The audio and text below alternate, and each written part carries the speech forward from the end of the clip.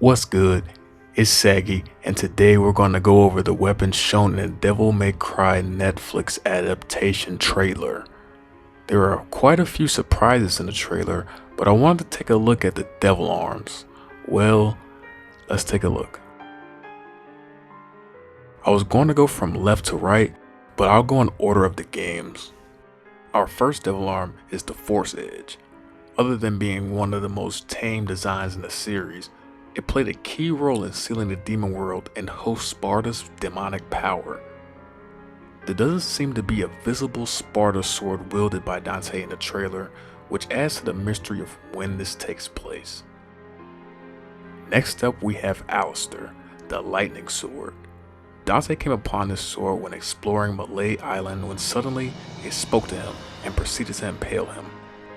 Like many of DMC's weapons, Alistair is a living devil arm, but we never really get to see its true form. Only Dante utilizing its demonic energy for his own devil trigger. On to the next entry, but sadly, all of Dante's weaponry in DMC2 share a moveset and allegedly only change various stat parameters. This thin, crinkly, fry-ass sword is the Merciless. There's no cool backstory or anything, just that it increases your range while lowering your damage. The Vendetta is a thick boy that increases your damage but lowers your range. If you play DMC2, Lord forbid, you'll notice little to no change, so it's almost just for drip. Side note, these are some of the only weapons in the series that don't seem to be alive. Now for an interesting inclusion, the Claymore. The Claymore is a pair of swords used by Lucia in DMC2. Remember her? What's more intriguing about their inclusion is that they're not even Lucia's starting weapon. Maybe she disowns her other sabers due to them being from Arius. Not super sure, but I can't wait to see. Time to get into some staples.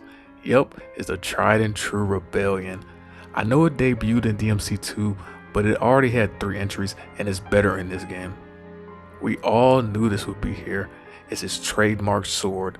Looking at the image shown, it seems to already be awakened, so this aligns with Dante already meeting Mary, but not with how he already has Alistair.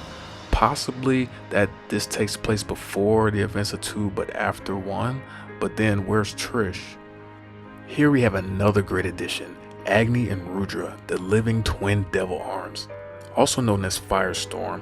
A and R were obtained by Dante within the Timid Groove after overcoming the brothers in their Firestorm chamber.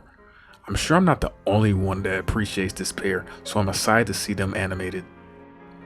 Now, the Red Queen seems to be present in the image, but I don't believe this to be the Red Queen, but a Durandal, an officer variation created by the Order of the Sword.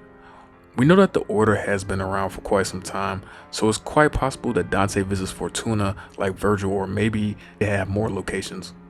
Speaking of Virgil, we get a glimpse of the Yamato. Whether or not he appears up for debate, we can see that the sword isn't broken here, which was its condition after the events of DMC3. I do wonder if we'll see Dante or anybody utilize it in this series. Only time will tell. That's all the weapons covered. The others shown in the background seem to be generic or belong to other demon hunters not shown yet. Regardless, I hope our anticipation is shared when it comes to seeing what comes into play during the show. Like, subscribe, etc. I'm Saggy, and I'm also out.